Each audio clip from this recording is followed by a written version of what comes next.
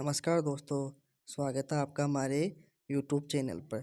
दोस्तों, अगर आपको गले में खराश, गले में दर्द या खांसी रहने की शिकायत रहती है, तो आज हम आपको बताएंगे कि कैसे आप घर पर पड़ी हुई चीज़ों का इस्तेमाल करके गले की खराश, गले की जलन या गले में होने वाले इन्फेक्शन को आसानी से घर पर ठीक कर सकते हैं। दोस्तों, यह नुस्खा बनाने के लिए आपको 1 गिलास गर्म पानी करना है और ये गिलास गर्म होने के बाद आपको इसके अंदर 3 कली लहसुन की डालकर इस पानी को अच्छे से उबालना है। इतना उबालना है कि इस लहसुन की कलियों का रस इस पानी के अंदर आ जाए। ऐसा करने के बाद आपको इस गिलास के अंदर 1 चम्मच शहद की डालकर इन सभी चीज़ों को अच्छे से हिलाकर इस पानी का लगातार 3 से 4 दिन तक इस्तेमाल करना है। ऐसा करने के बाद आप देखते हैं कि दूसरे तीसरे दिन ही ये आपके गले में होने वाली खराश, जलन या गले में किसी भी प्रकार का इन्फेक्शन होता है तो इसको दूर कर देता है। दोस्तों, कई बार देखा होगा कि सर्दियों के टाइम के अंदर